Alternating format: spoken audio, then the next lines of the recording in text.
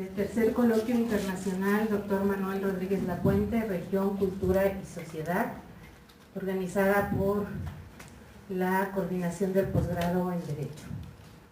Como ustedes saben, el Dr. Rodríguez Lapuente fue abogado, muy reconocido nacional e internacionalmente, una de las mejores figuras que hemos tenido en esta universidad.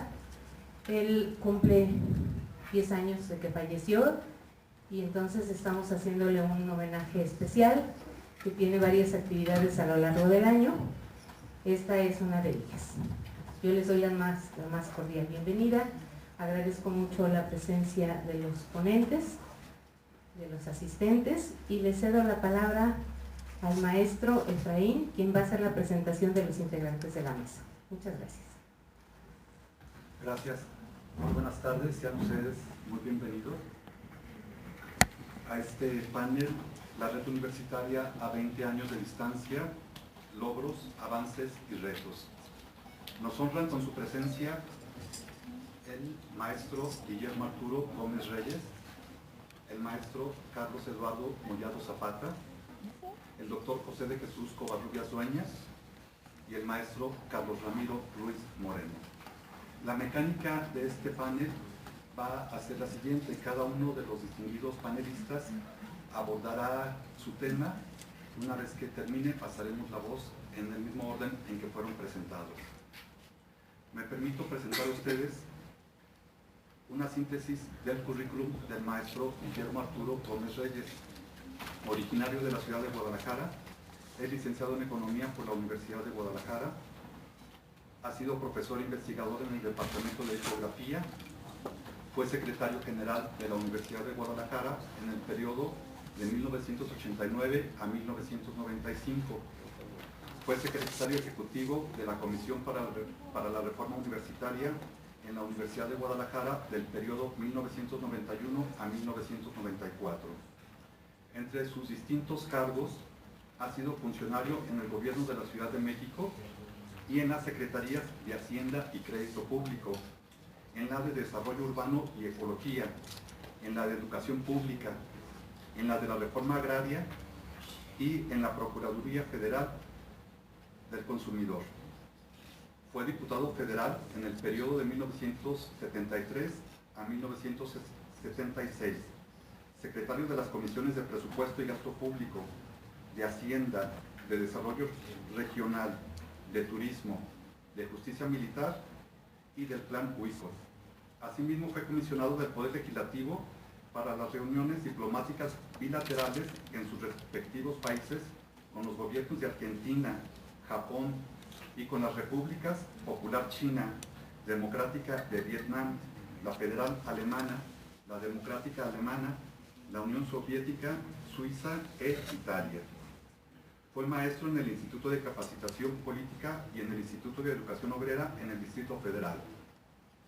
Es asimismo coautor del libro Salvador Allende en el umbral del siglo XXI, de Editores Plaza y James de México. Ha sido articulista de la revista Siempre y de la revista República. Les pido un cordial aplauso para darles la bienvenida.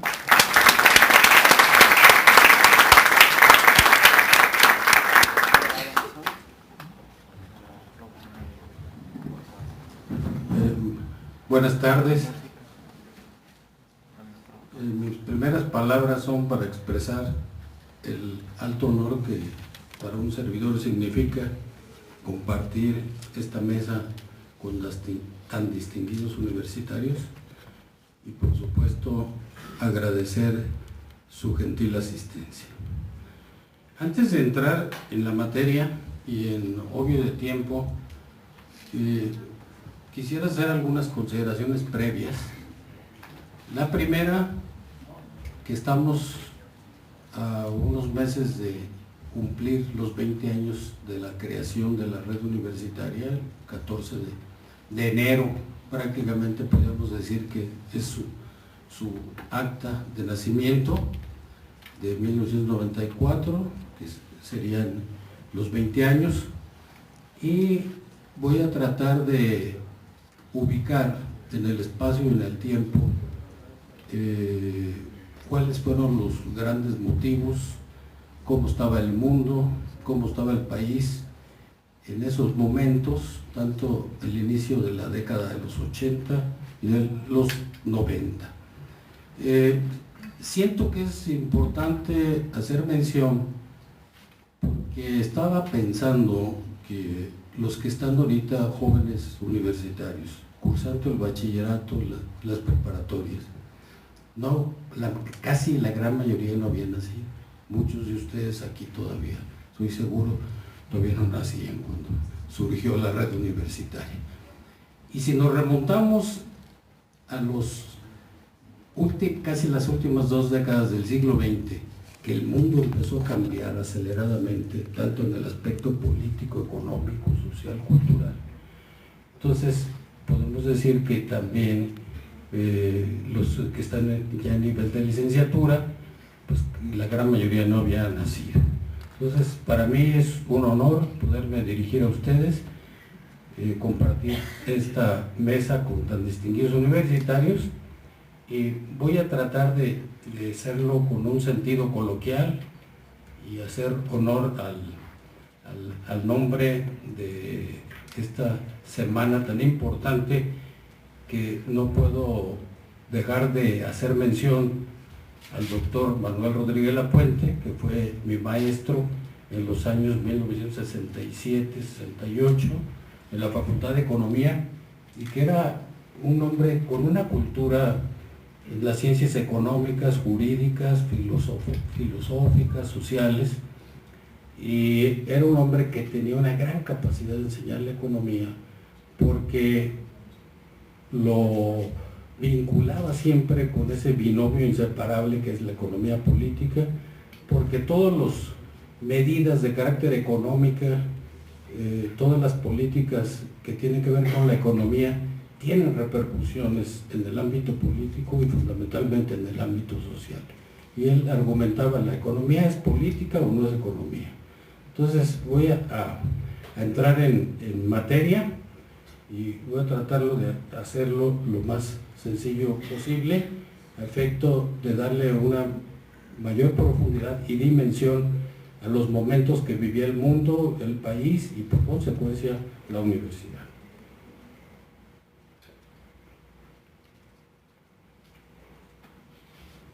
La Universidad de Guadalajara, como institución educativa, ha tenido la responsabilidad de brindar educación de calidad, moderna, científica y con compromiso social a los estudiantes y ciudadanos del Estado de Jalisco.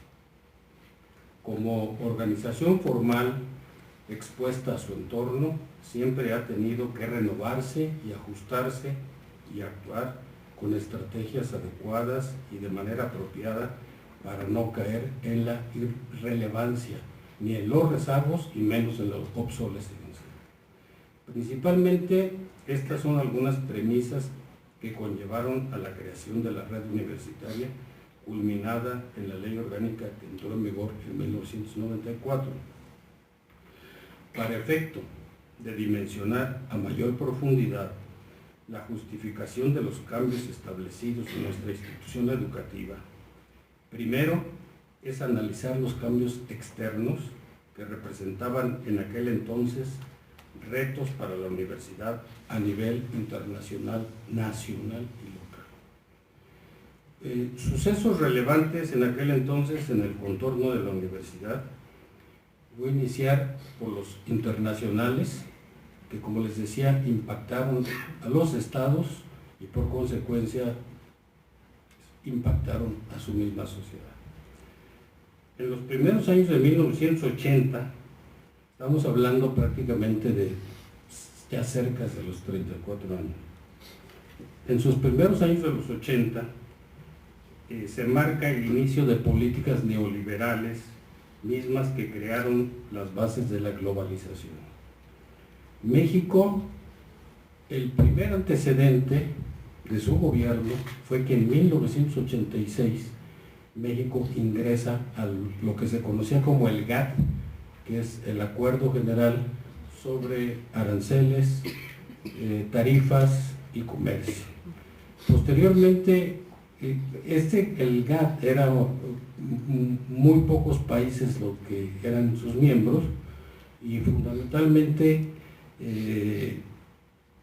llegaba a México a tener acuerdos recíprocos de carácter comercial, y fue el primer antecedente de empezarse a abrir a los mercados mundiales. Aquí también quiero dar mención que exactamente el 1 de enero de 1995, la Organización Mundial del Comercio sustituye al GATT. Ese es el antecedente, y México es uno de sus miembros con economías más abiertas en el mercado. Ese es el primer caso. Entonces, hasta 1989, concretamente el 9 de noviembre, que se van a cumplir el próximo mes, cae el muro de Berlín. En este sentido, al caer el muro de Berlín, el mundo ya sabía que iba a haber un reacomodo en la geopolítica, que podría dar paso a una expansión de las corrientes de pensamiento americanas en todo el orbe mundial. Siempre después de la Segunda Guerra Mundial, cuando queda dividido Alemania en República Democrática y la República Federal, siempre fue objeto de un conflicto internacional a través de dos fuerzas militares que se llamaba la bipolaridad. Al darse este hecho, prácticamente abre la puerta de una serie de cambios geopolíticos que impactaron a todos los estados del mundo. Entonces, de ahí viene otro hecho a finales del siglo XX, concretamente el 25 de diciembre de 1991, se firma la liquidación, por decirlo de alguna manera, de la Unión de Repúblicas Soviéticas Socialistas. Después de una serie de conflictos y problemas internos, desaparece la Unión Soviética, y ese quizás fue el cambio más fuerte que se dio en el siglo XX desde el punto de vista político. Al desaparecer la Unión Soviética, cambió en un solo día la balanza de poder con el fin de la Guerra Fría. Prácticamente ese día concluye lo que conocimos nosotros como Guerra Fría. Con esto terminan los acuerdos de lo que fue el Tratado de Yalta en los años 45, donde prácticamente, podemos decir, se dividieron al mundo los que triunfaron y fueron victoriosos en la Segunda Guerra Mundial. En este tiempo, los Estados Unidos, en 1991, era el país más dominante e incontestado. No tenía un equilibrio a nivel mundial. Simplemente no había un contrapeso para el poder económico y militar de nuestros vecinos del norte. Posterior a eso, llegó un proceso también geopolítico que se llamó proceso de balcanización, donde empiezan las transiciones en Europa del Este, y en los exacerbados nacionalismos surgieron nuevos países. Porque, por mencionar algunos casos, desaparece Checoslovaquia, y actualmente es la República Checa y la República Eslovaquia. Desaparece Yugoslavia, aparece Croacia, Serbia, Bosnia, Montenegro, y fundamentalmente también Yugoslavia desaparece porque muere un gran líder como del siglo XX, que fue Josip Broz Tito, que era capaz de poder conjuntar precisamente en un solo país, una nación, exacerbados nacionalismos que todavía son notorios en el ámbito mundial. Aprovechando esta posición, en ese entonces era presidente de Estados Unidos Ronald Reagan, por el Partido Republicano, y la primera ministra de Inglaterra, Margaret Thatcher, coincidían plenamente en fijar una política, aprovechando este vacío internacional, llamada política neoliberal, basado pues en las teorías de David Ricardo para que todos los estados se abrieran a los mercados. Prácticamente ellos fueron, a través de las políticas neoliberales, las que crearon las bases de la globalización y que alentaban a los países para establecer acuerdos de libre comercio. Ahora, en 1990, en los primeros años, el mundo entero empezó a adoptar el neoliberalismo, eliminando aranceles y otros obstáculos no arancelarios, abriendo las puertas al libre mercado y al flujo de capitales, así como privatizando instituciones que anteriormente eran regidas por el gobierno, y esto consistía en estas políticas neoliberales hacer más angostos, más débiles, más vulnerables, más frágiles los estados y los gobiernos, para que se desatendieran las cuestiones de política social y empezaran a desregular y empezaran a abandonar las políticas de rectoría en el sentido económico, para que fueran las fuerzas del libre mercado las que se autorregularan, y ellas mismas iban a iba a surgir ese vacío para que se crearan los instrumentos de política social, pero no fue así, sino que por el contrario empezó a generar pobreza en los países que conocemos como economías emergentes. Entonces, aunque la globalización no se consumó hasta después, en ese entonces ya se sabía lo que iba a significar a futuro y que podía dañar las culturas del mundo, que también eso es muy importante.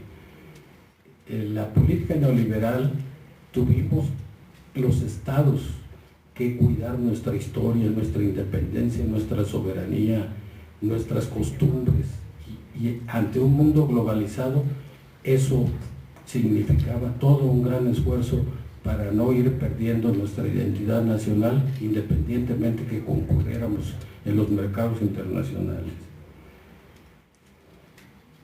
En 1991, concretamente, aquí en Guadalajara, el 18 y 19 de julio, se llevó a cabo la primera reunión iberoamericana.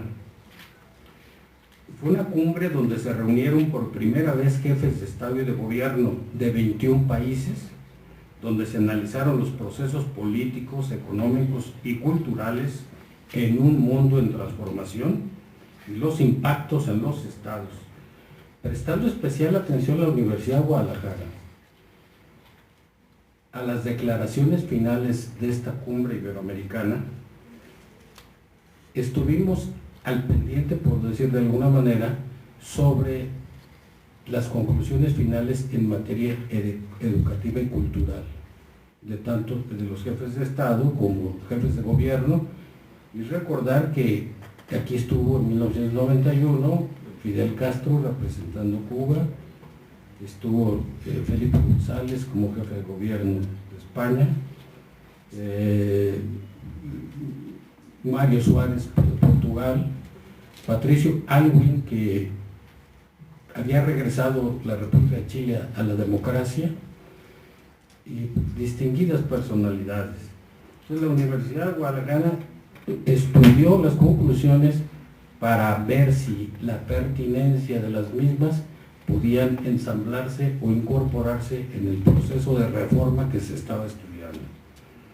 Por los mismos días, funcionarios de la Universidad de Guadalajara fueron recibidos por el presidente Patricio Aylwin en una reunión, en un encuentro privado, donde hubo un intercambio sobre los sistemas educativos, que República de Chile ahorita tiene un nivel académico y educativo de alta calidad, y también hubo un intercambio porque el gobierno de Chile, a través de Aylwin, habían creado los administradores de fondos para pensiones, y después eso fue un antecedente para que en México se crearan las famosas AFORES, y ese fue el motivo de la reunión bilateral con el presidente Aylwin. También, por otro lado, en esos días tuvimos el honor en el Paraninfo de la Universidad de Guadalajara de recibir al presidente de Portugal, Mário Soares, donde en una senda conferencia también reflexionó sobre los cambios mundiales que se estaban observando y que cada estado tenía que ir haciendo los ajustes de acuerdo a las condiciones económicas, políticas y sociales de carácter internacional, y también reflexionó sobre los impactos que podía tener todos estos cambios en las universidades mismas, que fueron también tomadas en cuenta por ser de un hombre de una alta cultura, de una educación de primer nivel, para integrarlas en los proyectos de reforma universitaria. Bueno, pasaría a otro aspecto internacional que tuvo un gran impacto directo en la universidad, que se llamó la Revolución Informática. La Revolución Informática ha tenido un papel importante en todo el mundo. Durante esta época, la misma comenzó a ser asequible y comenzó a llegar a los hogares de las personas en todo el planeta. Durante esta época fue cuando las famosas computadoras personales, las famosas PC, se empezaron a abrir paso. Por otra parte, la World Wide Web comenzó a tomar fuerza. Ahora es casi impensable volver a un sistema sin computadoras que apoyen el trabajo analítico y hasta artístico de la humanidad, o un sistema que separe lo que ahora está conectado con la red internacional. Es claro que esta tendencia internacional tuvo un impacto directo en nuestra casa de estudios, animándola a la modernización. Los demás fueron impactos indirectos a través de cambios que se dieron a nivel nacional y sus efectos. En este sentido, la Universidad de Guadalajara, y con orgullo se los comparto a ustedes, fue la pionera y vanguardia en el occidente del país al crear el CENCAR y prestar el servicio de Internet, que por cierto era telefónico, pero fue precursora de todo lo que era la revolución informática. Con esto se dio inicio al uso de los sistemas de informática como una herramienta moderna para impulsar la reforma y la proyección de la misma red. Ahora paso a los nacionales y voy a hacer mención desde 1988. En 1988, México enfrentó una elección presidencial muy cuestionada.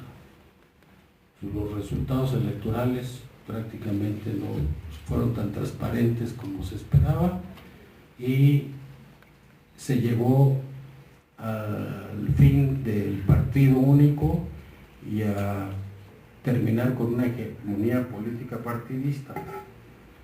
Entonces, en el 88, cuando entran las normas, el Poder Legislativo, tanto diputados, senadores, el 1 de septiembre y el 1 de diciembre, el presidente de México, cambiaron la correlación de fuerzas políticas y de corrientes ideológicas, y en el Poder Legislativo quedaron atrás las mayorías absolutas y en las elecciones de los estados se empezó a dar la alternancia. En todo esto es muy importante, en todo esto se advertía que en el mediano plazo llegaría la alternancia en la presidencia de la República. Estos indicadores marcaban una pauta y una visión de Estado para mantener a la universidad con fortaleza y distante en los resultados electorales, con un alto sentido de institucionalidad y responsabilidad, para que la universidad cumpliera con sus deberes y obligaciones con la sociedad y con el Estado mexicano, del cual forma parte. Los cambios nacionales en esta época se dieron en su mayoría para actuar a los cambios mundiales, como lo hicieron muchos otros países. Lo primero fue la adopción de las políticas neoliberales que abrían las puertas a la competencia internacional y a la inversión extranjera. Lo segundo, que va de la mano con lo primero, fue la privatización de empresas estatales y paraestatales. Prácticamente el gobierno vendió las empresas, se desentendió de algunas políticas para darle una conducción y una rectoría a la política económica, y eso, claro, como lo exponía en otros párrafos, vino a debilitar mucho al Estado mexicano. Entonces, de esta manera, con los cambios nacionales, para muchas empresas dentro de México fueron forzadas a participar y a competir a nivel mundial. Por esto se necesitaba entonces un análisis del sistema de la Universidad de Guadalajara para poder formar y crear egresados que fueran competitivos en cada uno de sus ramos.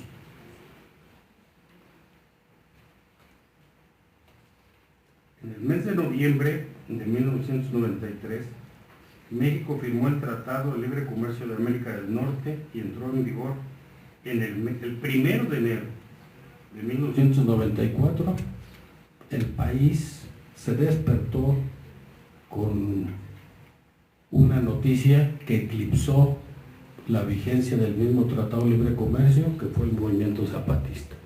Pero el 14 de enero, Guadalajara y la Universidad y Jalisco se despertó con la gran noticia de que todo el interior de las regiones del estado iba a estar la Universidad de Guadalajara. Fue fecha prácticamente que inicia todo el desdoblamiento de la Universidad de Guadalajara y cubrir las regiones del estado de Jalisco. Cabe hacer notar que desde que se iniciaron las reuniones bilaterales y trilaterales entre México, Estados Unidos y Canadá previas a la firma del tratado, la universidad estaba por las mismas fechas estudiando, estructurando y proyectando su reforma universitaria que fundamentó la red actual y que vino a innovar todo un sistema académico único como modelo a nivel nacional. Sobre los aspectos regionales relevantes, Jalisco, desde finales del siglo XX, ha crecido en su población, creando una necesidad para expansión de la Universidad de Guadalajara. Además, en Jalisco, las posibilidades de estudio a nivel de licenciatura y posgrado eran extremadamente limitadas fuera de la ciudad. Esto creaba una necesidad para cambiar el paradigma de centralismo hacia un paradigma más inclusivo, que no solo diera educación de calidad accesible a los ciudadanos de la zona metropolitana de Guadalajara, sino que abarcara todas las regiones de Jalisco. Durante este tiempo, la universidad tenía presiones para diversificar y ampliar la matrícula, sin contar con presupuesto e infraestructura. Además, tales presiones mostraban una necesidad de mayor espacio para actuar, ya que anteriormente los procesos eran muy rígidos y no había ningún espacio para la innovación, creatividad o los cambios sin antes tener la autorización de terceros. Finalmente, Jalisco tenía una necesidad para llenar los huecos educativos, culturales y sociales a través de su extensión. La universidad reconocía la importancia de estos tres pilares para los jóvenes, que no solo deben tener una educación de calidad en sus lugares de origen, sino también espacios para expresarse, conocer y desarrollarse culturalmente. Ante todos los cambios y tendencias que existían al inicio de los 90, la Universidad de Guadalajara reaccionó para poder mantenerse actual, flexible y con visión de Estado para darles oportunidad de educación a los estudiantes de Jalisco. Estos cambios expuestos no son de ninguna manera aislados y debe comprenderse que algunos influencian entre ellos. Sin duda alguna, los más importantes son los internacionales, que influenciaron a las políticas nacionales de México y de otros países. Pero esto, aunque los cambios internacionales no impactaron todos de manera directa a la Universidad de Guadalajara, son irrenunciables cuando se analiza la red universitaria. En síntesis, a casi 20 años de la reforma universitaria, podemos afirmar que la universidad reconoció el proceso de cambios antes que otras instituciones y ha comprendido el fenómeno de la globalización impulsando programas de intercambio y cooperación con otras universidades del mundo que son posibles gracias a su desarrollo. En otras palabras, y para concluir, la universidad es una red y el mundo entero se asemeja cada día más a una red. Se está dando un fenómeno en el mundo como posterior ahora a lo que se llama globalización, y empieza a dar indicios que el mundo se empieza a conformar como si fuera una federación para prever en el siglo XXI que no exista un país con tal fuerza que pueda oprimir a otro país. Con eso concluyo y nuevamente muchas gracias por tan gentil atención.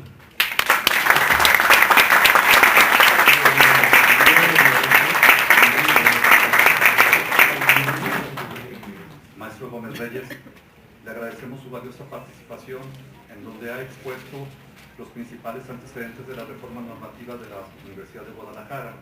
En términos generales nos ha presentado una pequeña semblanza del doctor Manuel Rodríguez Lapuente, la ubicación en el tiempo y en el espacio de la creación de la red universitaria.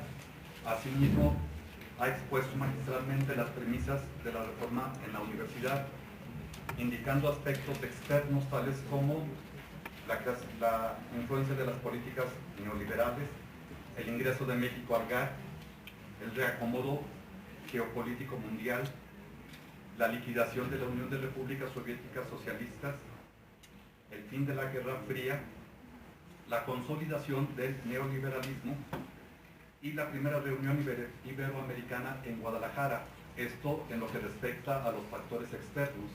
Asimismo nos ha presentado de manera brillante los cambios internos que posibilitaron esta reforma, entre los cuales ha mencionado los cambios electorales y el fin del partido único en el poder, la alternancia en la presidencia de la República, la adopción de las medidas neoliberales mundiales en el país, caracterizado principalmente por la privatización de las empresas públicas.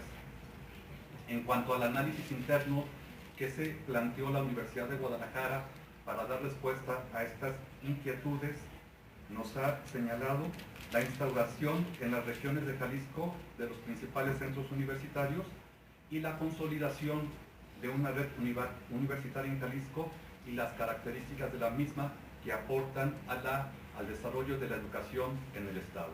Muchas gracias, maestro.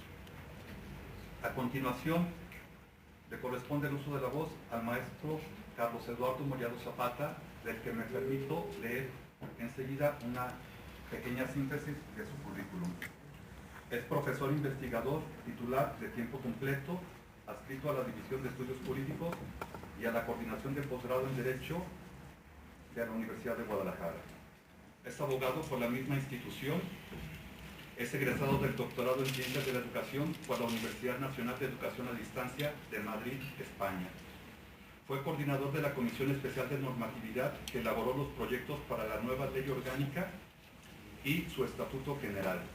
Asimismo, de los estatutos orgánicos de los centros universitarios en el año de 1994. Ha desempeñado diferentes cargos en la Universidad de Guadalajara, tales como director general académico y jefe de la unidad de asesores de la Rectoría General. Fue director del Departamento de Estudios e Investigaciones Jurídicas, director general de la Revista Jurídica Jalisciense y coordinador de normatividad universitaria de la Oficina del Abogado General. Es autor y coautor de numerosos artículos publicados en revistas especializadas. Es presidente fundador del capítulo México de la Mexican American Bar Association de Los Ángeles, California. A partir del mes de marzo de 2010 a la fecha funge como asesor jurídico de la operadora del Sistema Universitario de Radio y Televisión. Actualmente se desempeña como director de firma electrónica de la Secretaría General de Gobierno del Estado de Jalisco. Gracias por acompañarnos. Maestro.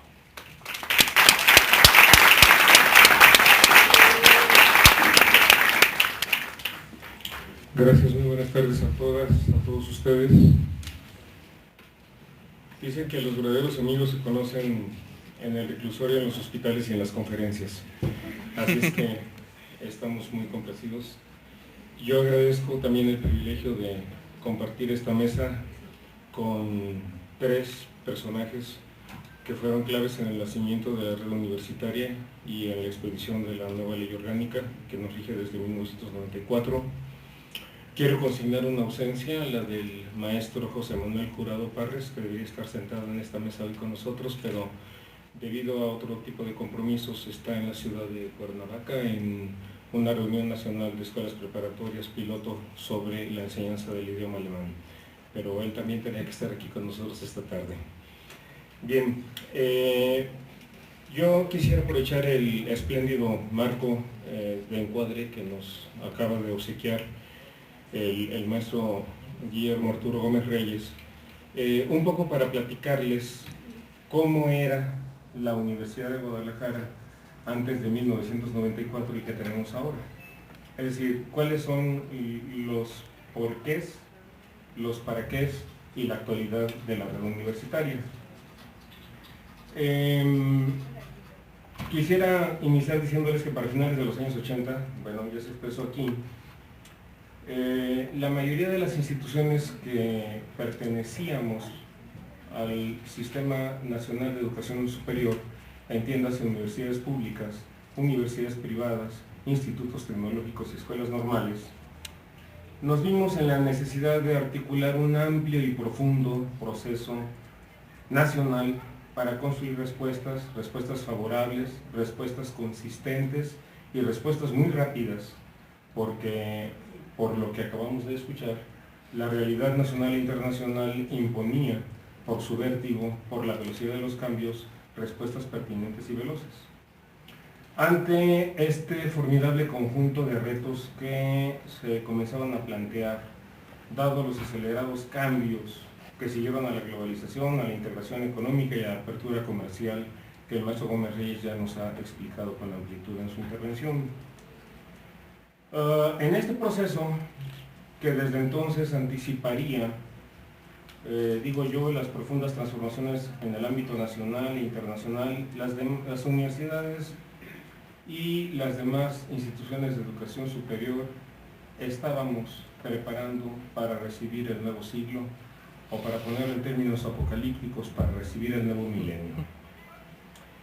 Fue en este contexto de modernización de los servicios educativos que el Consejo General del Ministerio aprobó en el mes de octubre de 1993 el documento Red Universitaria en Jalisco, Modelo Básico de Organización. Aquí tienen ustedes el documento original, nótese el encuadernado, este es el documento original, se los juro. Y este es como el primer borrador, es como la primera versión, es como el anteproyecto que generó en las discusiones de los meses siguientes, particularmente en octubre y noviembre en el Consejo General Universitario, hoy hace 20 años, y posteriormente en el Congreso del Estado de Jalisco, en diciembre hace 20 años, el texto de la nueva ley orgánica al que se van a referir seguramente en los dos siguientes expositores. Este documento, Red Universitaria en Jalisco, Modelo Básico de Organización, permitió articular a partir de 8 ejes, que voy a mencionar brevemente en la parte final de mi intervención. Sirvió como una guía, si me permiten decirlo, como un punteo temático para organizar el avance de los trabajos en cada uno de los consejos de planeación que se constituyeron, uno por cada centro universitario. En total fueron 12. Ahora les voy a decir por qué 12. En ese mismo año se creó la Vicerrectoría Ejecutiva como órgano auxiliar de la Rectoría, acompañando a la Secretaría General, que son respectivamente los brazos derecho e izquierdo con que opera el Rector General de la Universidad, primera autoridad ejecutiva, pero no primera autoridad universitaria, porque sobre él está el Consejo General, máximo órgano de gobierno, y las coordinaciones ejecutivas por área temática. Todos los que están a la mesa deben recordarlo y los que están enfrente también, y por región, para dirigir el proceso de constitución de los actuales centros universitarios. Así fue como se definieron las acciones que conformarían el nuevo esquema de organización de la universidad.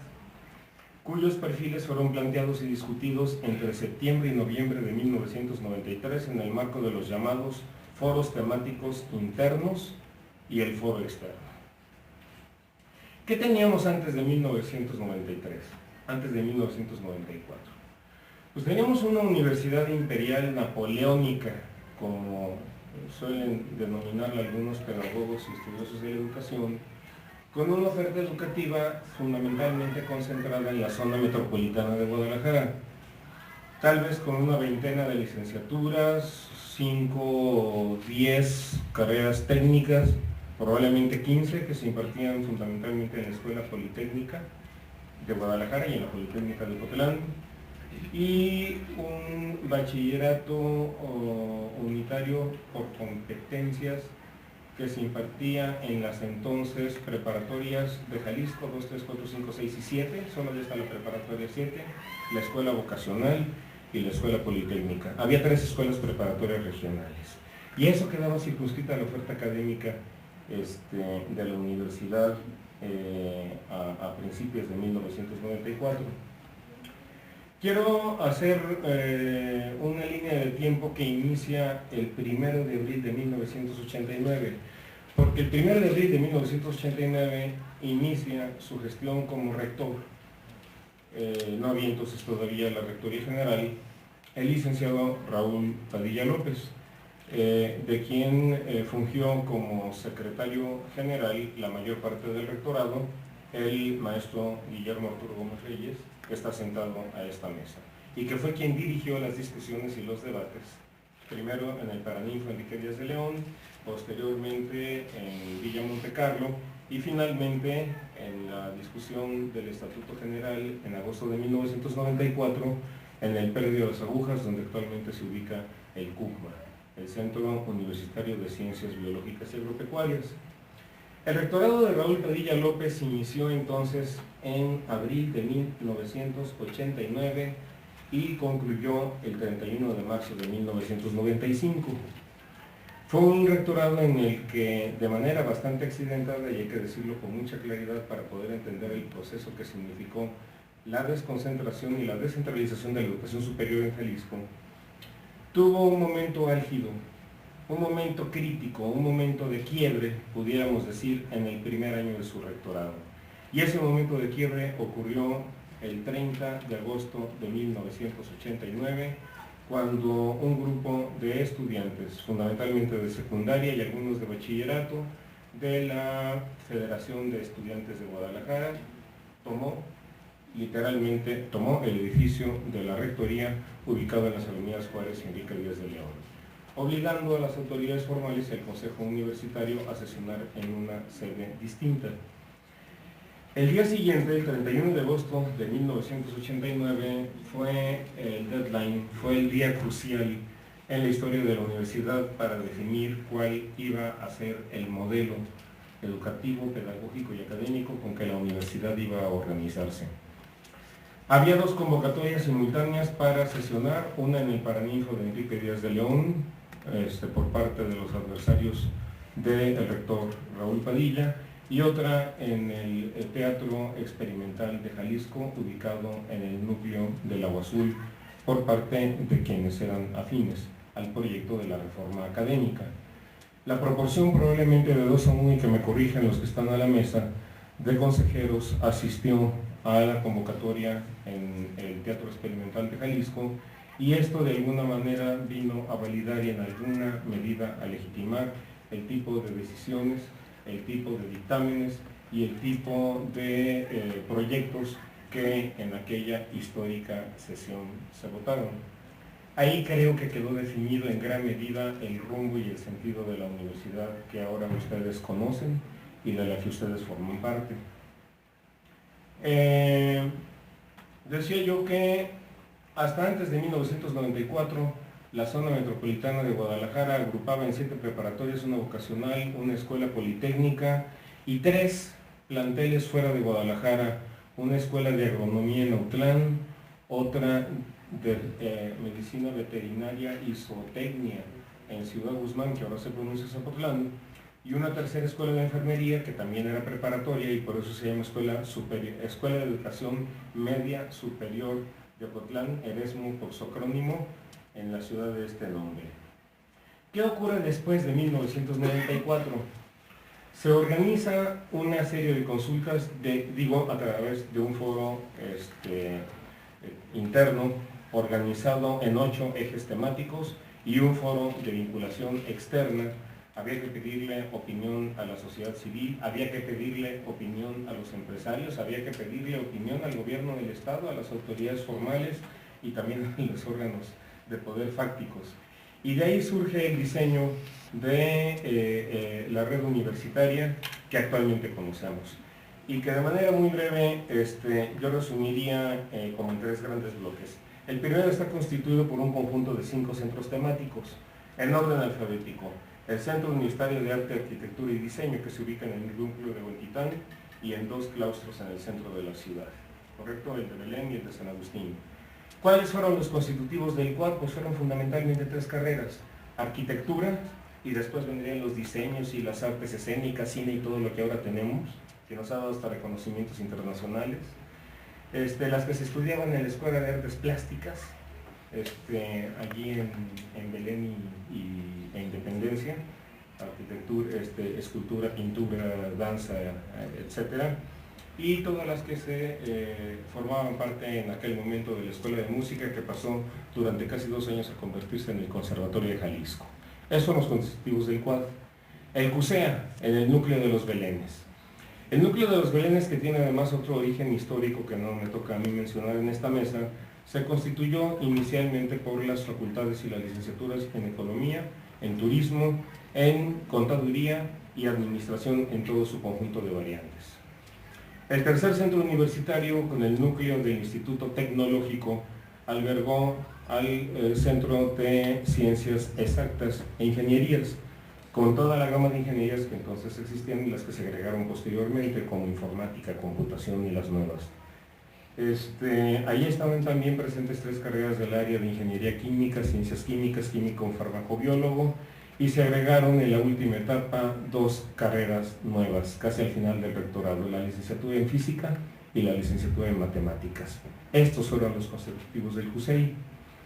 Ciencias de la Salud se estableció en el centro médico que conocemos en la historia, en la colonia Independencia, donde actualmente existe el segundo hospital escuela, el hospital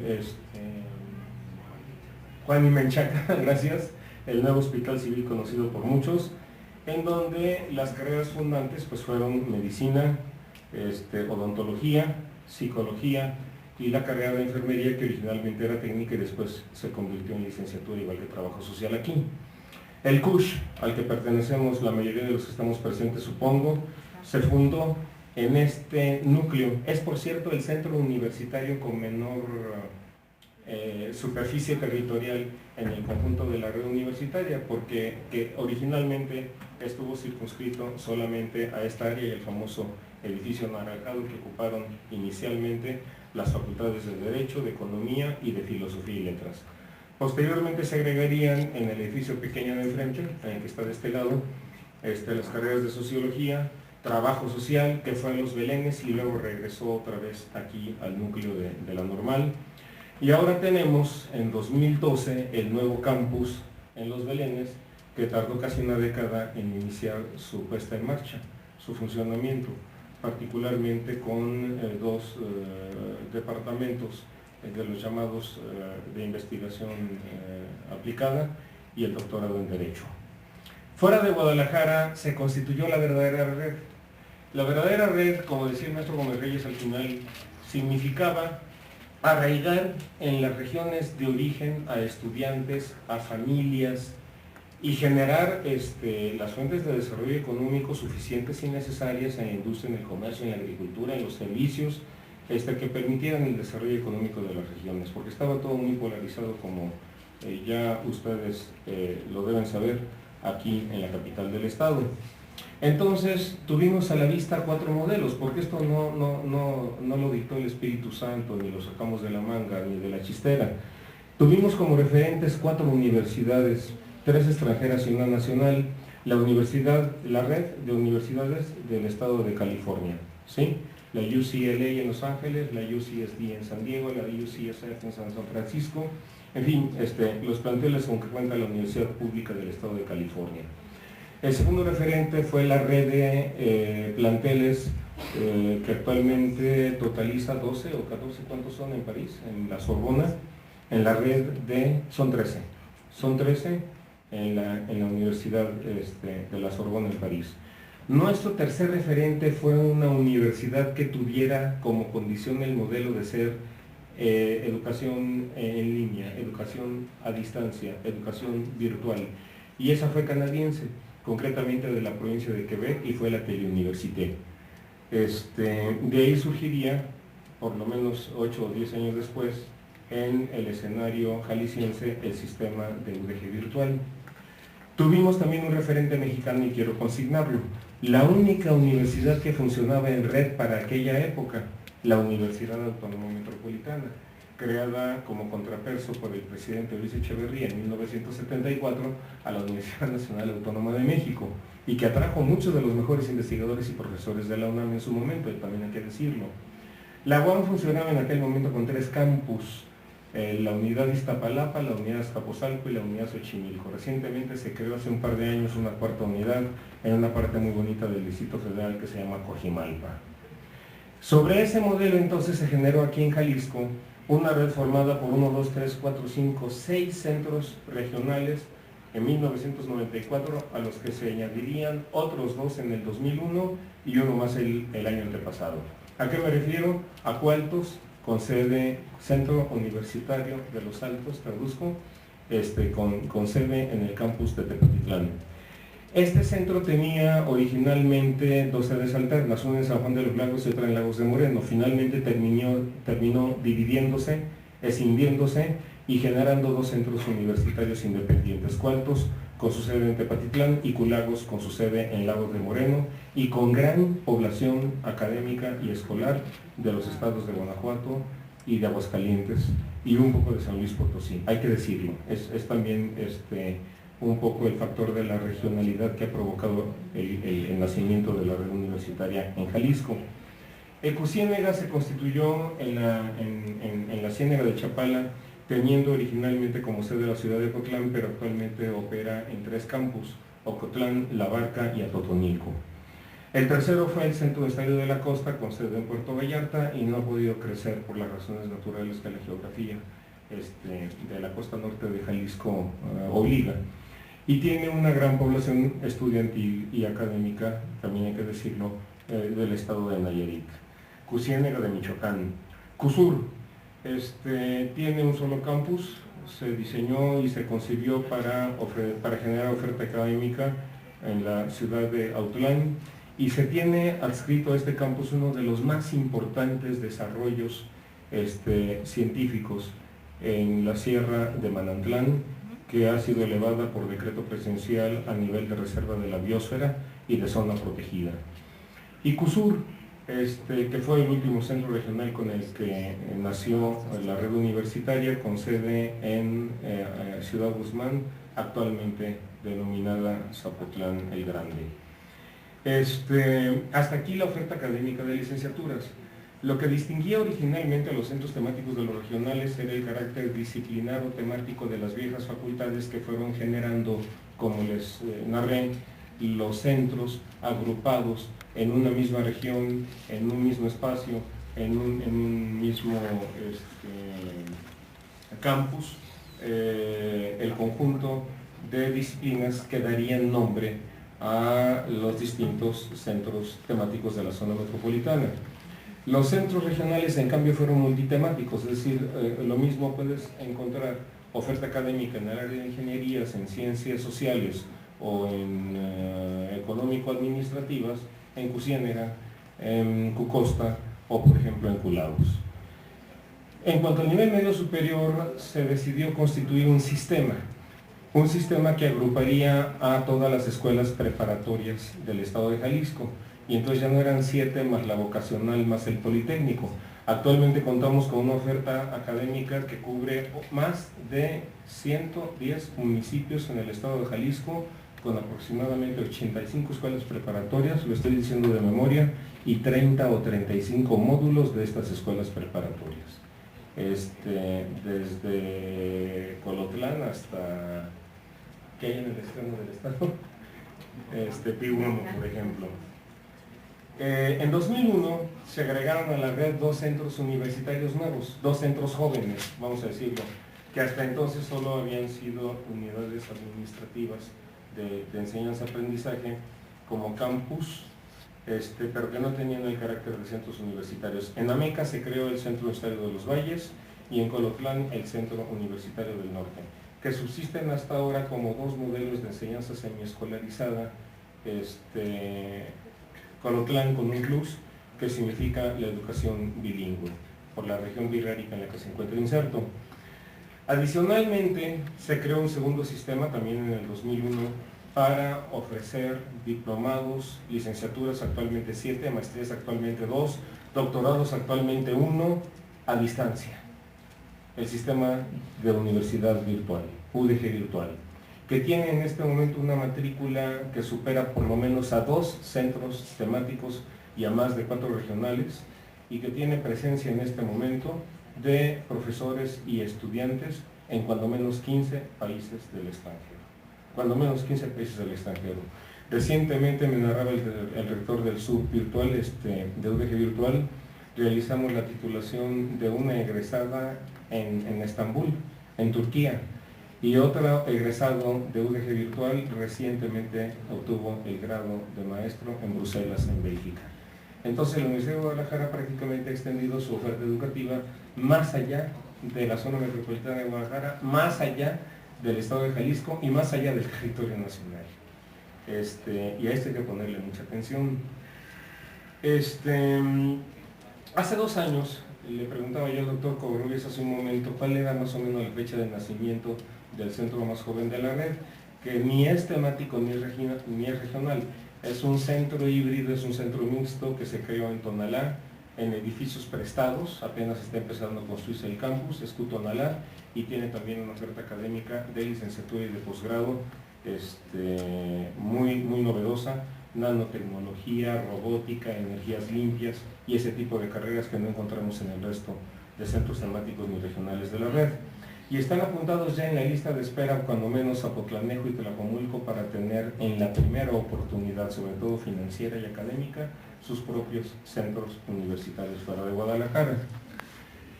Voy a tratar de concluir con 2 grandes ideas. Primera, ¿qué fue el diseño que permeó la decisión, el modelo de carácter de la red para la organización interna de los centros? La respuesta está en el departamento, en los departamentos. Aquí tenemos a un jefe de departamento, él es mi jefe, el jefe del departamento de Derecho Público, el doctor Covarrubias. Y aquí está mi otro jefe, que es el coordinador del posgrado en Derecho de la Universidad de Guadalajara, el maestro Carlos Ramiro Ruiz Moreno. Entonces, el modelo departamental se entendió, se concibió y se diseñó como en la UAM, como en California, como en París y como en Quebec, como la unidad académica que articularía, de acuerdo con el artículo 3º constitucional, fracción 7ª, las funciones de docencia, es decir, formación de recursos humanos, de investigación, creación y aplicación del conocimiento, y de difusión y de la cultura y de extensión de los servicios. Es lo que define y lo que caracteriza y lo que le da sentido y razón de ser e identidad a un departamento, tanto en pregrado como en posgrado. Los departamentos se agruparon en divisiones. ¿Y qué fueron las divisiones? Por las antiguas facultades. Es decir, la Facultad de Derecho se convirtió en división de estudios jurídicos, así con esa claridad lo digo. Entonces, la Facultad de Contaduría se convirtió en la división de estudios contables o la división de contaduría. Pero estas divisiones estaban concebidas en 1994, no me dejarán mentir los compañeros de la mesa, como estructuras de transición destinadas a desaparecer, y casi lo logra el rector Víctor Manuel González Romero en 1996-97, pero una insurrección generada en este centro y también en Ciencias de la Salud lo impidió. El caso es que las divisiones, entendidas como estructuras de amortiguamiento y como estructuras de transición, permanecen. Hay todo un debate en torno a si deben conservarse o si deben suprimirse, para darle a los departamentos todo el peso y toda la autonomía de gestión académica, financiera, laboral y educativa que requiere un modelo basado en la verdadera autonomía constitucional universitaria. Termino porque ya no puedo extenderme, mencionándoles que todo este modelo, toda esta estructura, centros temáticos, centros regionales, CEN, SUB, Cutonalá y todos los que vengan en el futuro, ojalá que tengamos centros universitarios pronto en otros planetas, surgen de 7 ejes rectores que fueron los que articularon en 1993 la hoja de ruta, como les digo, el plan de acción, el plan de trabajo con el que organizamos la ley orgánica y el modelo de red universitaria. Termino mencionándolos por su nombre, no hay tiempo ya para comentarlos, pero vamos a entregar el documento. El primero fue el eje de planeación, descentralización y regionalización, que dio origen a los 5 centros temáticos y a los actualmente 8 centros regionales. La segunda línea planteó la modernización y flexibilización académica y administrativa, que dio origen a las estructuras matriciales de los departamentos y de las divisiones, y las coordinaciones de carrera, que cruzan horizontalmente la estructura vertical de los departamentos. La tercera tuvo que ver con la actualización curricular y las nuevas ofertas educativas. Si en aquel momento teníamos más o menos un promedio de 20 licenciaturas, yo los invito a que consulten www.guiadecarreras.com y se van a encontrar con que en los últimos 20 años se ha por lo menos cuadruplicado la oferta educativa en licenciatura y también en posgrado, probablemente en posgrado en un 75%, respecto del conjunto de programas académicos que teníamos en 1994-95. La cuarta línea tuvo que ver con el fortalecimiento de la investigación y el posgrado, la integración de nuestros investigadores al Sistema Nacional de Investigadores, al PROMED y a los criterios de productividad que suponen dirigir tesis, realizar investigación original, aplicar o crear conocimiento nuevo, presentar trabajos en congresos nacionales o internacionales y dirigir tesis de pregrado o de posgrado. Estuvo en quinto lugar el programa de profesionalización del personal académico, porque antes del 94 todos éramos profesores de a pie, de infantería.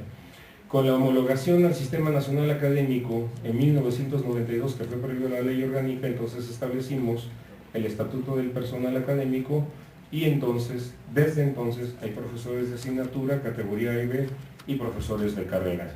El nivel ascendente, asistente C, B y A, asociado C, B y A, y profesores titulares C, B y A.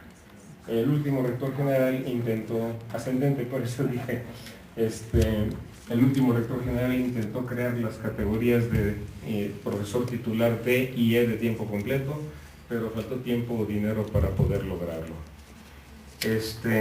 Por último, tuvimos el eje de fortalecimiento de la extensión del deporte, de la difusión, de la cultura y la vinculación con los sectores social y productivo, porque hay que decirlo, éramos y seguimos siendo, debe ser uno de los mayores retos en 2013-2014, ya estamos en 2014, nuestra vinculación con el sector empresarial, nuestra vinculación con el sector público, pero sobre todo nuestra vinculación con el sector social, con los sectores más altamente vulnerables. No se olviden que tenemos un país con 70 millones de pobres, 40 en pobreza extrema.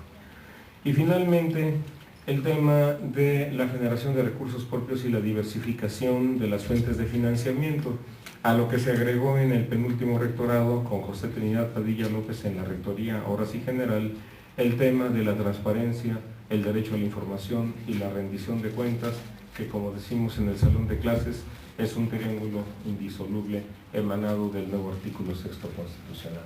Estos fueron en suma los 7 ejes que generaron la red y de manera muy breve he querido platicarles cómo surgió, con qué motivo surgió y cuál era el espejo antes y después de 1994. Por su paciencia y por su atención, muchas gracias.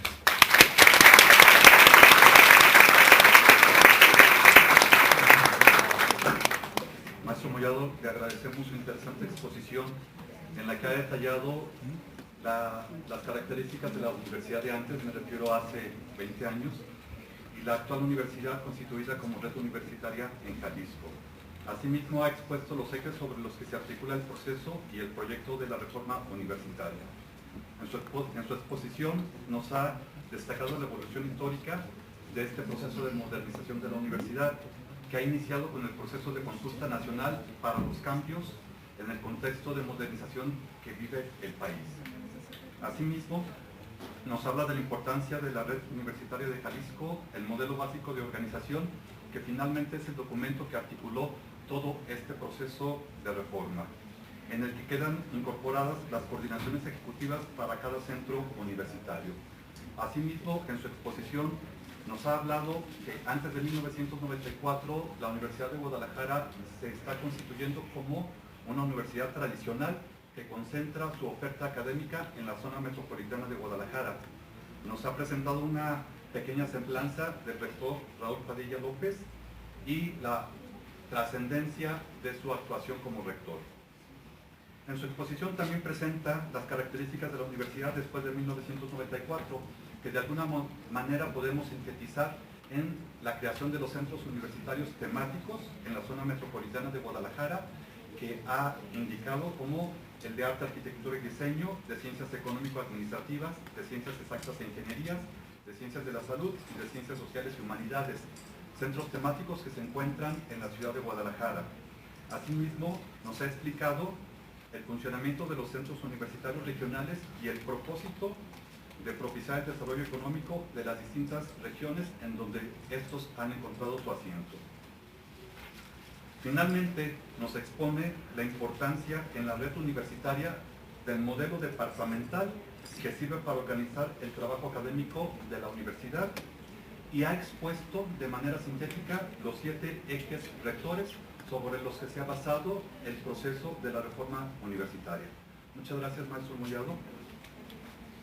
A continuación, hará uso de la voz el doctor José Covarrubias Dueñas, del que me permito hacer una pequeña síntesis curricular. Es originario de la ciudad de Guadalajara, Jalisco. En la Universidad de Guadalajara obtuvo el grado de licenciado en Derecho y especialista en Planeación para la Educación Superior. En la Universidad Complutense de España realizó el máster en Derecho Comunitario Europeo y el doctorado en Derecho con la tesis La Autonomía Municipal en México y en España, mismo que fue aprobado con la distinción cum laude. Concluyó un segundo doctorado en Ciencias Políticas. Ha sido catedrático invitado en universidades nacionales y del extranjero en materias de Teoría de la Constitución, Teoría del Estado, Investigación Jurídica, Derecho Administrativo, Derecho Electoral, Derecho Político y Derechos Humanos, entre otras. Es coautor con el licenciado Rafael Covarrubias Flores de la obra La Sociología Jurídica en México, una aproximación, del ensayo México-Jalisco, Valores y Principios del Pueblo Mexicano. Entre sus publicaciones cuenta con 66 obras, de las cuales 49 son concernientes a la materia constitucional y electoral, entre las que destacan la historia de la Constitución de México, el paradigma de la Constitución, la sociología jurídica en México, 2 siglos de constitucionalismo en México y recientemente los derechos planetarios en el año de 2012. Inició su carrera judicial en 1979, siendo magistrado del Tribunal Electoral del Poder Judicial del Estado de Jalisco durante los años de 2001 a 2005. En el Tribunal Electoral del Poder Judicial de la Federación desempeñó los cargos de secretario técnico, secretario instructor y fue magistrado del 2005 al 2013. Tiene una antigüedad de 34 años en la Universidad de Guadalajara. Actualmente es investigador nacional nivel 1 en el Sistema Nacional de Investigadores, catedrático y jefe del Departamento de Derecho Público en la misma universidad. En uso de la palabra, el doctor Covarrubias Dueñas.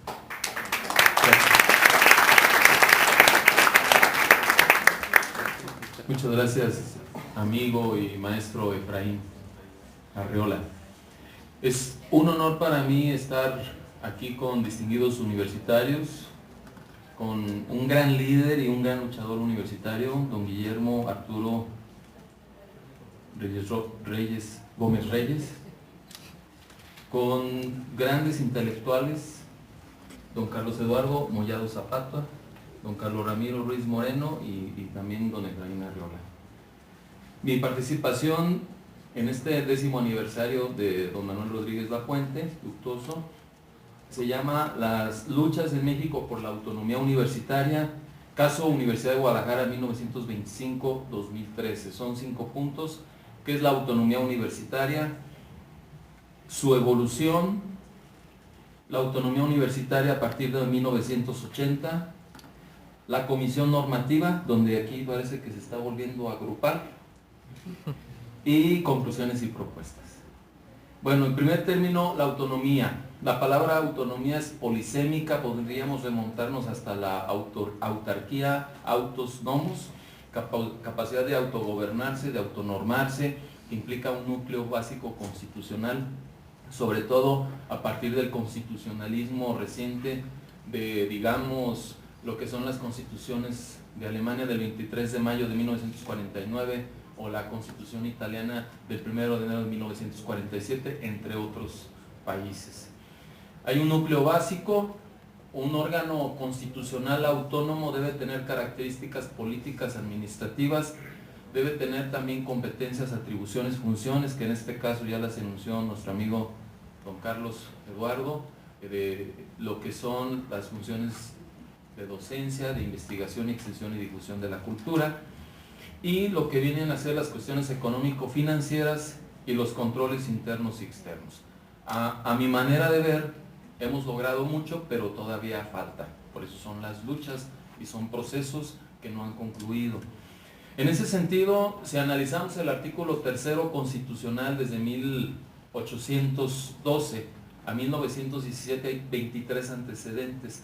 Sin embargo, uno de los puntos álgidos lo podemos encontrar en 1857, pero no hay que dejar de percibir que desde la fundación de la Real y Literaria Universidad de Guadalajara de 1792 hasta la fecha existen implícitas las luchas de liberales, conservadores, centralistas, federalistas y aspectos ideológicos que tienen que ver con cierres, aperturas de lo que es la cátedra, la universidad y demás. Por ejemplo, tenemos, yo diría, un primer periodo de 1792 a 1910, otro periodo 1917-1980 que se establece el artículo 3º de la autonomía universitaria, y de 1980 a la actual, lo que es la consolidación, el perfeccionamiento y que la universidad llegue a su plena madurez y con una garantía constitucional de que ningún poder de facto vulnere la autonomía, las conquistas, lo que hemos logrado, sino por el contrario, que sigamos increciendo.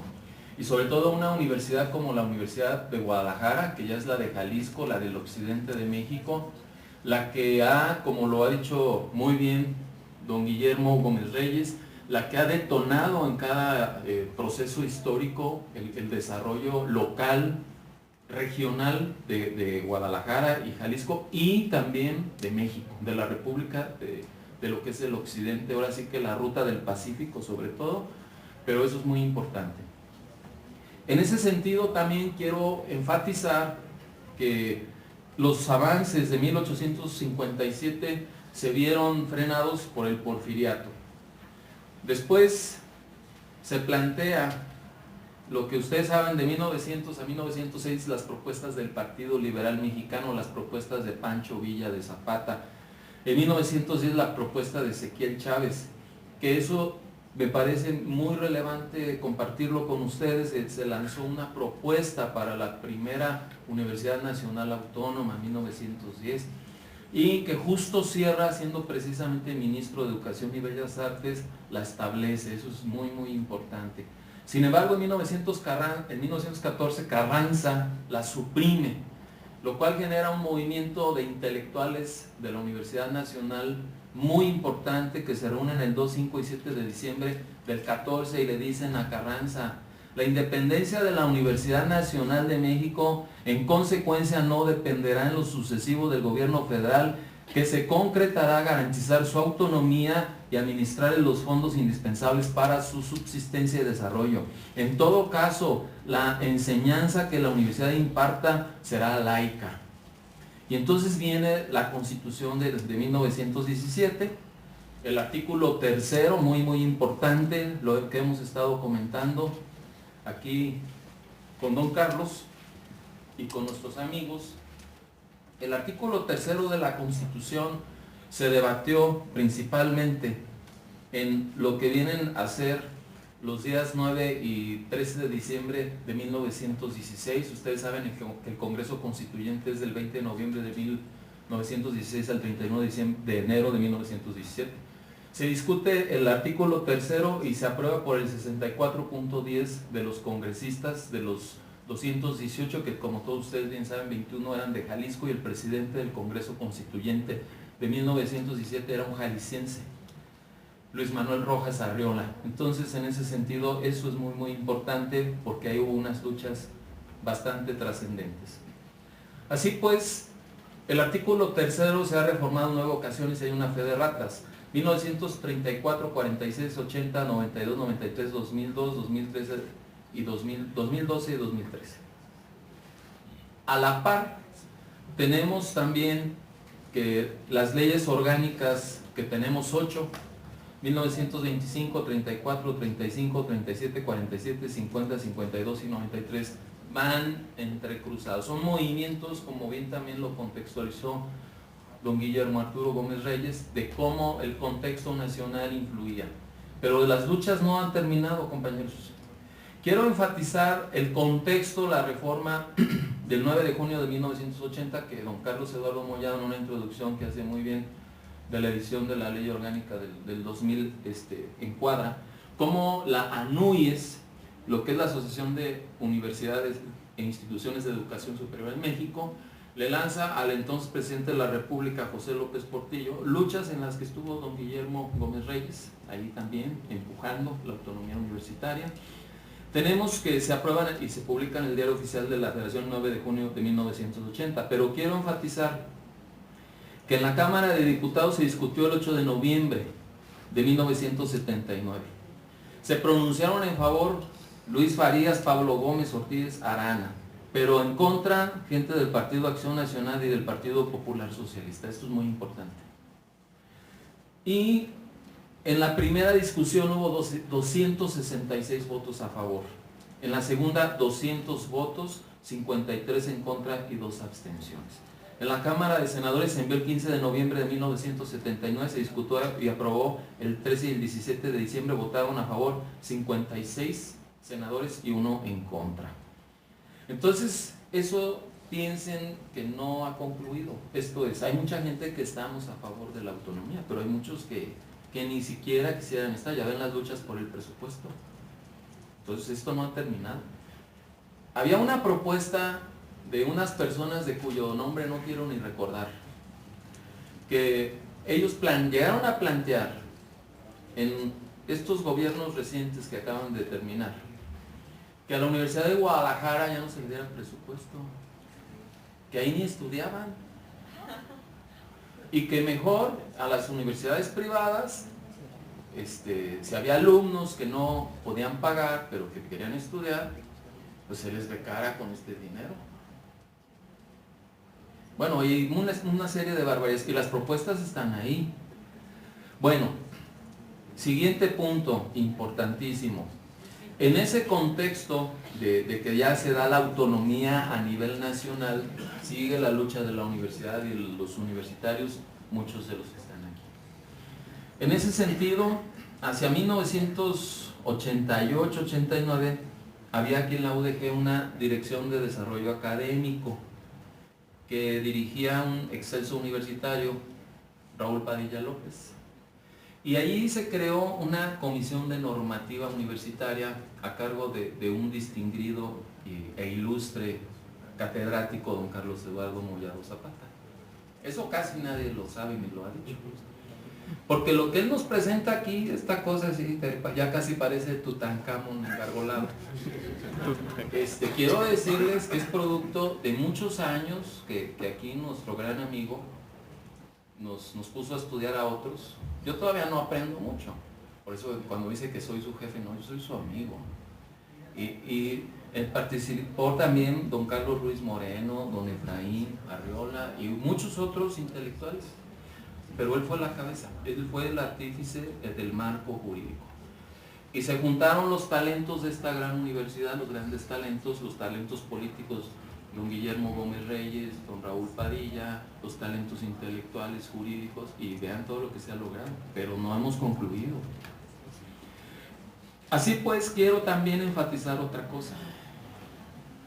En la 53 legislatura del Congreso del Estado, ya cuando se envió, después de las discusiones del 93, de todo lo que dijo muy bien don Carlos, se manda al Congreso del Estado para su discusión el 30 de diciembre y el 31 de diciembre del 93.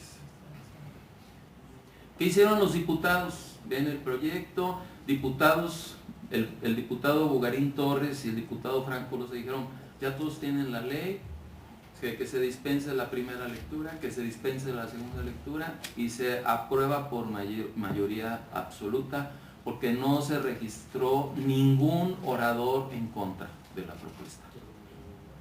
Eso es trascendente, por unanimidad. No hubo quien se postulara en contra. Entonces, insisto, esto que lo vemos así como tan sencillo, en términos políticos no es tan sencillo.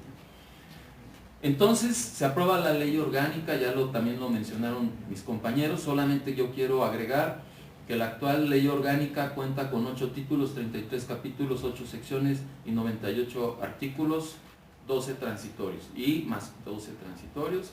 Y ya, bueno, ¿por qué no más decía don Carlos? Bueno, porque se estructuró de una manera lo más sencillo que se pudiera, asequible a la comunidad universitaria. En ese sentido, a partir de la ley orgánica hay 32 disposiciones adicionales en lo que es la normativa básica. Conclusiones y propuestas a 33 años de la autonomía constitucional de 1980 en el artículo 3, fracción 7, y a 20 años de lo que es nuestra ley orgánica de la Universidad de Guadalajara. Hemos conquistado niveles de autonomía a las legislaciones anteriores. Tenemos un marco constitucional, sin embargo la autonomía todavía no es plena y sus contenidos deben perfeccionarse, ampliarse, consolidarse, para que queden en la memoria histórica, en la conciencia jurídica y se creen y perfeccionen los mecanismos jurídicos para su defensa y protección constitucional. La tutela jurídica efectiva de lo que a la que debemos acceder todos los universitarios, personas y ciudadanía en general, que debemos velar por el cumplimiento de nuestra norma rectora o constitución, y en especial de seguir proyectando a nuestra alma mater hacia el futuro, y que esta institución siga siendo donde confluyan todas las personas que quieran pensar como quieran. Aquí pueden venir a platicar de todos los temas que quieran, siempre y cuando sea una tendencia científica. Quiero decirles que yo, como profesor que he sido de otras universidades, en las otras no existe esta libertad que hay aquí en la Universidad de Guadalajara. Eso deben valorarlo, muchachos. Esto es una herencia que les vamos a entregar, la deben cuidar muy bien. Es muy importante lo que hemos avanzado, y lo que les entregamos, estamos seguros que ustedes lo van a acrecentar. Muchas gracias.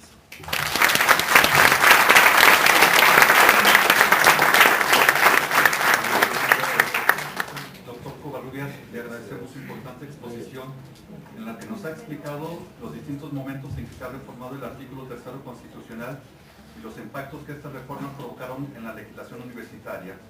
Dentro de este contexto sobresalen la precisión del concepto de autonomía constitucional, los elementos que implica la autonomía universitaria, su evolución histórica, su problemática actual y las propuestas específicas para su solución.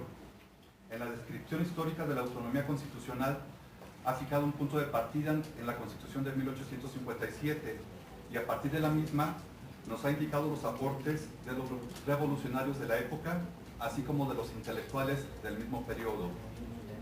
Nos ha hablado sobre el debate del artículo 3 en la Constitución de 1917 mismo que se ha reformado en 7 ocasiones. Nos ha precisado sus 8 leyes orgánicas. Asimismo, nos ha expresado que la lucha por la autonomía no ha terminado, que nos corresponde a todos seguir por este camino para lograr una completa autonomía, principalmente en el aspecto presupuestal. Nos ha explicado el proceso de discusión y aprobación de la propuesta de la Ley Orgánica de la Universidad en el Congreso del Estado de Jalisco y su aprobación por unanimidad. Finalmente, en sus conclusiones, nos indica que hemos conquistado algunos aspectos de la autonomía universitaria, pero que faltan otros por conquistar y que corresponde a las generaciones presentes y futuras lograr un pleno acceso a esta autonomía. Nos ha propuesto que el crecimiento y desarrollo de la universidad debe de ser asegurado como un espacio cultural en donde la sociedad se pueda expresar con libertad. Muchas gracias, doctor Covarrubias.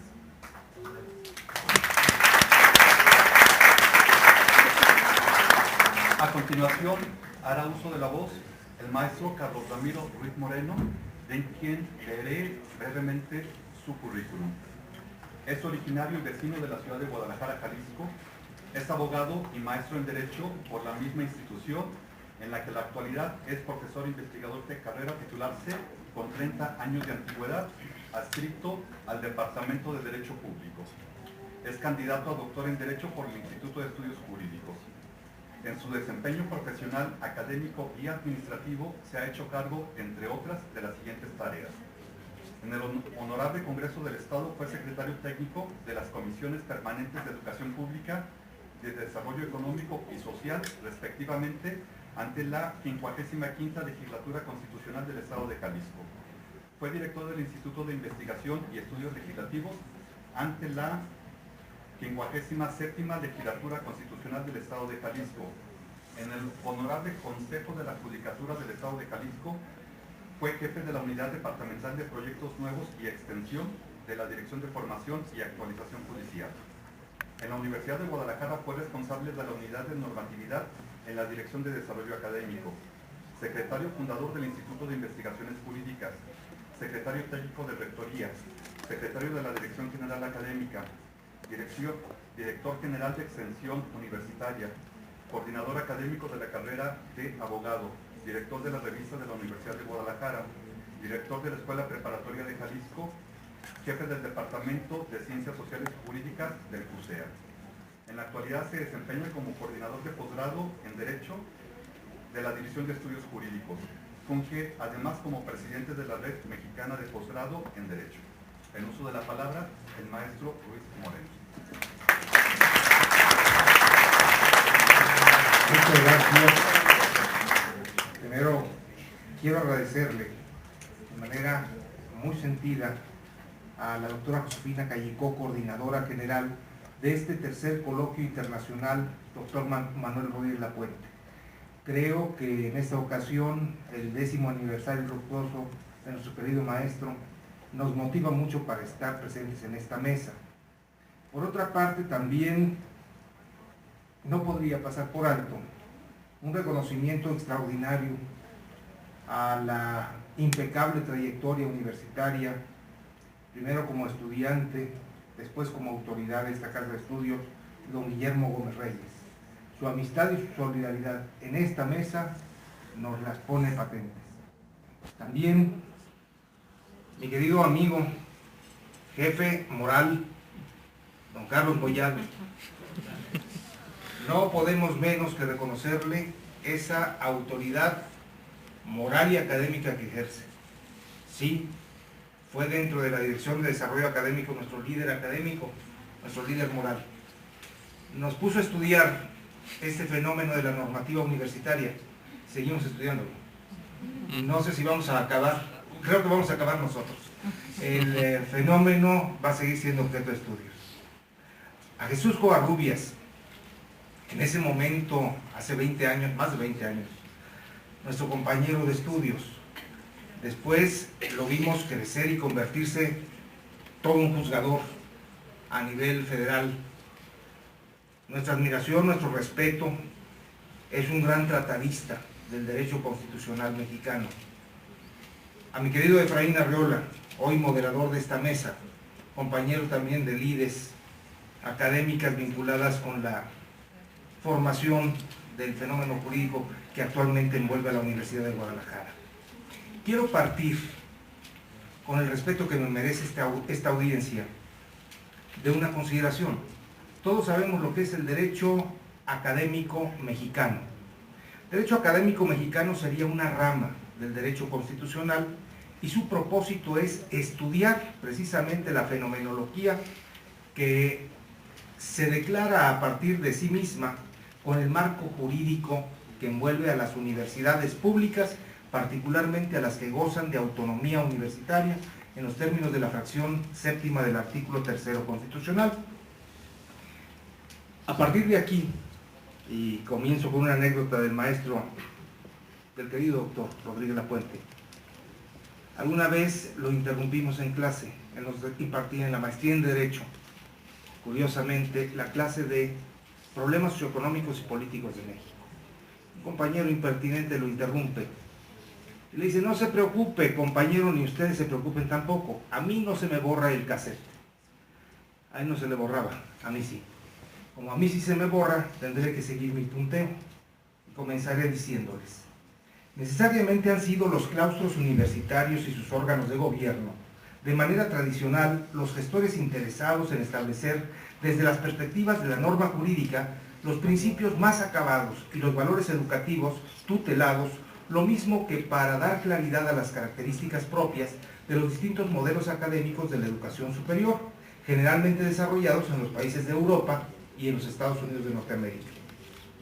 Las instituciones de educación superior públicas de México han encargado tradicionalmente a sus abogados generales las tareas de diseño y actualización normativa, que incluyen investigación documental y de campo, evaluación y seguimiento de proyectos institucionales, así como ejercicios de técnica legislativa que terminan por dar forma a los ordenamientos reglamentarios necesarios. En el caso de la Universidad de Guadalajara, por lo que toca a los procesos de diseño y actualización de su ley orgánica, mientras fue una universidad de Estado centralizada al Poder Ejecutivo local, la puesta al día de sus articulados era el resultado de acuerdos políticos celebrados entre el gobernador, el rector y el estudiantado, en la inteligencia de no perjudicar la buena marcha de sus funciones sustantivas y de cuidar que el periodo de ejecución de tales reformas o adiciones corriera a partir de nuevos ciclos escolares. Es importante advertir que en dicho periodo, 1925 a 1994, es decir, la etapa de la reorganización de la universidad de nuestros días, hasta la llegada de la ley orgánica que le va a declarar su autonomía, una vez resuelta esta etapa a la formulación de la iniciativa de reformas y adiciones a la ley orgánica universitaria, correspondía al gobernador presentarla ante el Congreso local de conformidad con lo ordenado por la fracción segunda del artículo 28 de la vigente Constitución Política del Estado. En términos formales, a partir de la expedición de la vigente ley orgánica universitaria, que reconoce expresamente su autonomía técnica y de gestión, cualquier iniciativa de reformas y adiciones, ojo, requiere para su legitimación tener a la vista el imperativo categórico expreso contenido al tenor de la fracción séptima del artículo 3º de la Constitución Federal.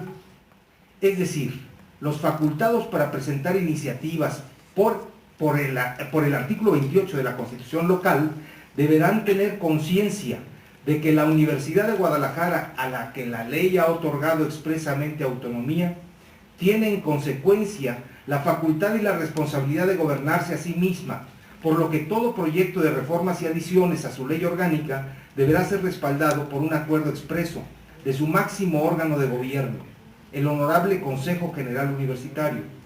En consecuencia, no estará de más referir brevemente las fallidas iniciativas de reformas presentadas por algunos legisladores, quienes, desconociendo el sentido formal del principio constitucional de autonomía universitaria, olvidaron consultar y obtener un acuerdo expreso del Honorable Consejo General Universitario, lo que devino sistemáticamente en votaciones adversas del Congreso local que terminaron por rechazar sus iniciativas. Tal fue el caso de la iniciativa presentada por la otrora diputada María Esperanza Guadalupe Novoa Barragán en la 56ª legislatura local, para que se reformara el artículo 43 y se adicionara la sección segunda del título tercero de la Ley Orgánica de la Universidad de Guadalajara, con el propósito de crear un Consejo Ciudadano de Transparencia Universitaria de carácter consultivo y con facultades para supervisar y revisar el manejo y aplicación de los recursos financieros, así como para participar, decía la iniciativa, en la planeación financiera de la referida universidad. Cabe señalar que respecto de dicha iniciativa, la Comisión de Educación, Ciencia y Tecnología, mediante el Acuerdo Legislativo número 579/04, propuso que la Asamblea del Congreso Local determinara su improcedencia, por adolecer de una consulta expresa al máximo órgano del gobierno universitario, toda vez que la propia soberanía jalisciense otorgó expresamente autonomía a la Universidad de Guadalajara en los términos de la fracción séptima del artículo 3 constitucional. Dicho acuerdo legislativo fue aprobado en todos sus términos y la iniciativa de la diputada Guadalupe Novoa se rechazó. Otra iniciativa digna de ser analizada también es la presentada por el entonces diputado Mario Alberto Salazar Madera, quien pretendía reformar los artículos 3 y 31, así como adicionar una fracción al artículo 28, recorriendo las demás fracciones, y un capítulo segundo al título 4 de la Ley Orgánica de la Universidad de Guadalajara, a efecto de crear un órgano interno en la referida universidad con facultades de fiscalización que se proponía denominar Consejo de Fiscalización. Luego del consabido estudio en comisiones, se resolvió en la 58ª legislatura del Estado rechazar la iniciativa en trámite mediante el Acuerdo Legislativo 180-58, preparado por las Comisiones Conjuntas de Educación y de Puntos Constitucionales, Estudios Legislativos y Reglamentos. También resulta polémica la iniciativa de ley presentada por el diputado José Antonio Cabello Gil, integrante de la 56ª legislatura, quien más allá de las temáticas de fiscalización y presupuestación de la Universidad de Guadalajara, pretendía redefinir el perfil de elegibilidad de los candidatos a la Rectoría General para exigir el grado académico de maestría, así como una antigüedad de 5 años al servicio del personal académico, requisitos que impactarían a los demás funcionarios universitarios, comprendiendo al vicerrector ejecutivo, al secretario general, al abogado general, a los rectores de centros y del sistema de universidad virtual y al director general del Sistema de Educación Media Superior. Tal iniciativa se proponía reformar el artículo 32, fracciones tercera y cuarta de la Ley Orgánica de nuestra Casa de Estudios. Finalmente, mediante el Acuerdo Legislativo 247/04 de la 57ª legislatura, la Comisión de Educación, Ciencia y Tecnología demostró que de la analizada iniciativa se desprenden las manifiestas intromisiones contrarias a la Universidad de Guadalajara, que no coinciden con su naturaleza, esencia ni ideales, y que sí pretenden hacer nugatorio el principio constitucional de autonomía universitaria. Es cita textual del por qué se da la respuesta correspondiente. Es importante aclarar que dicho acuerdo legislativo fue aprobado en todos sus términos y la iniciativa del diputado José Antonio Cabello se rechazó. Ahora bien, en cuanto a la generación de su normativa interna, la Universidad de Guadalajara registra históricamente las tareas de apoyo y seguimiento enderezadas desde la Secretaría General en apoyo de los trabajos colegiados emprendidos por la Comisión Permanente de Reglamentos, que se transformó a partir de la Ley Orgánica de 1994 en la Comisión Permanente de Normatividad, así, ambas del Consejo General Universitario. Con la transformación del Departamento de Intercambio Académico, DIA, por sus siglas, en el Departamento de Investigación Científica y Superación Académica, DICSA también por sus siglas, hacia 1985, la Universidad de Guadalajara reconoció en la investigación científica uno de sus fines esenciales, como actividad inseparable de la docencia que se promueve y sustenta de manera sistemática e interinstitucional, en forma tal que permite incorporar personal altamente calificado en las áreas de interés para la institución, bien sea para la realización de estudios específicos o bien para la capacitación de recursos propios.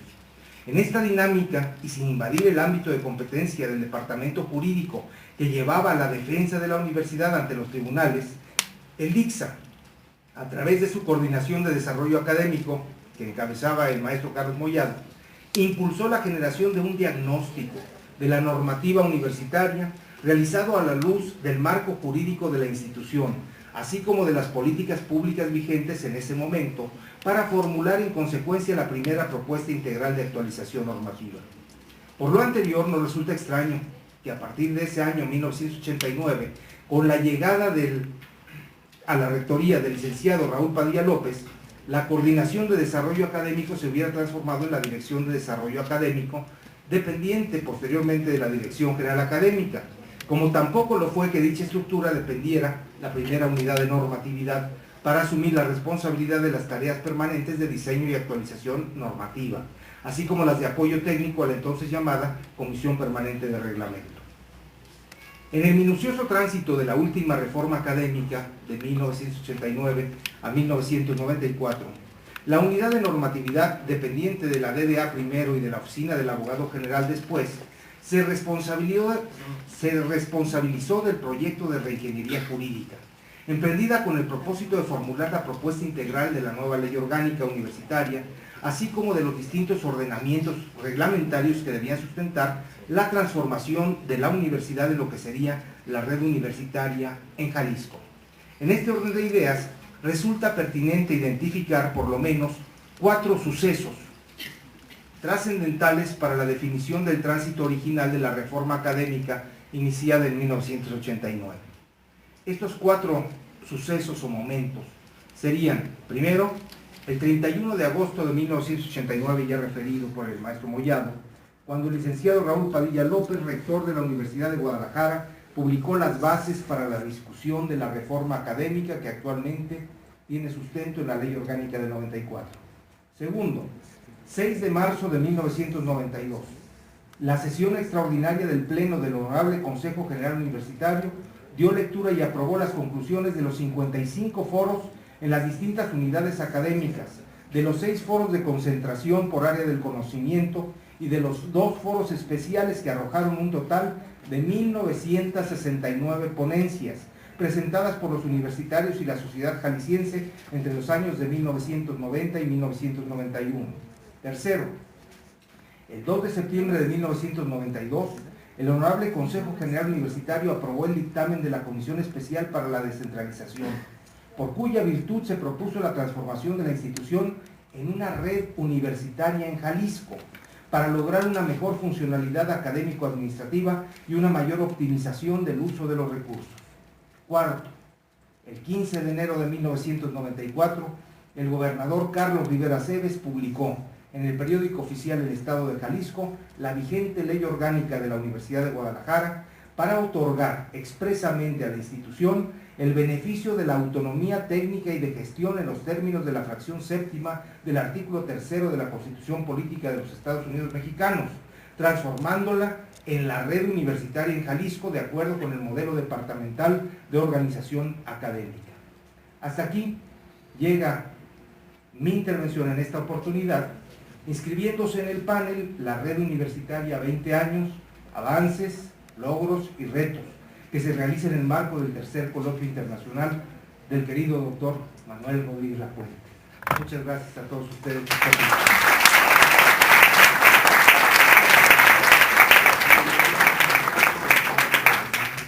Maestro Ruiz Moreno, le agradecemos el reconocimiento a cada uno de los participantes en esta mesa. Asimismo, le agradecemos los conceptos vertidos en torno a la autonomía de la Universidad de Guadalajara y su defensa a lo largo de estos últimos 20 años, entre los que nos ha relatado a partir de la premisa que ha significado el derecho académico y la necesaria investigación documental y de campo para la modificación de la ley universitaria. Nos ha expuesto de manera puntual los mecanismos de reforma a las leyes universitarias y cómo se realizaba este procedimiento en la primera mitad del siglo XX. Nos ha expresado la importancia jurídica que representa el acuerdo del Consejo General Universitario para los procesos de modificación de la ley orgánica de la institución. En el proceso de consolidación de la autonomía en nuestra vigente ley orgánica y los procesos fallidos para reformarla por grupos, llamémosles, reaccionarios. En cuanto a la normativa interna, nos ha precisado que el Honorable Consejo General Universitario, mediante la creación de la Comisión Permanente de Normatividad, fue la encargada de llevar el seguimiento del proceso de reforma institucional. Asimismo, nos ha establecido como dependencias básicas que propiciaron la reforma académica de la universidad el antiguo Departamento de Investigación Científica y Superación Académica y el Departamento de Desarrollo Académico. Nos ha precisado finalmente los 4 grandes momentos estratégicos por los que transitó la reforma universitaria, entre los que destaca en el año de 1989 la llegada a la rectoría del licenciado Raúl Padilla López, 2 momentos en el año de 1992, el primero de ellos referido a la aprobación de las conclusiones de los foros que estudiaron las propuestas de reforma universitaria. En el mismo año de 1992, la aprobación del dictamen del Consejo General Universitario para la descentralización de la universidad, con lo que se hubo de constituir la red universitaria en Jalisco.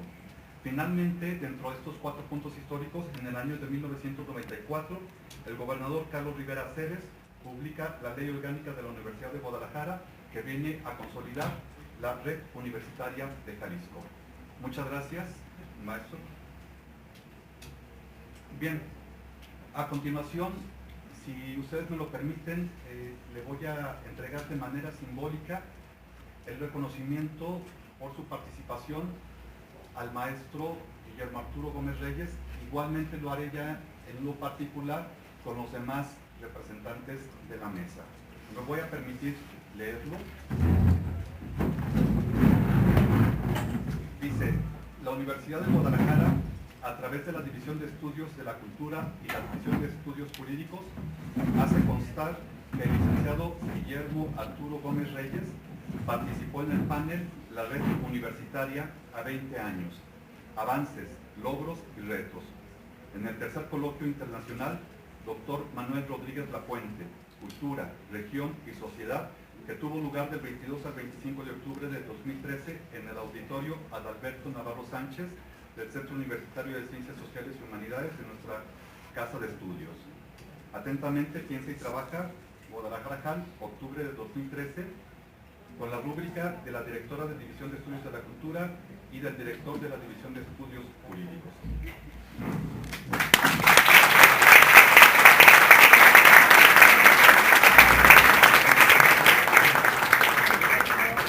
Agradecemos a todos y cada uno de ustedes su gentileza, su atención.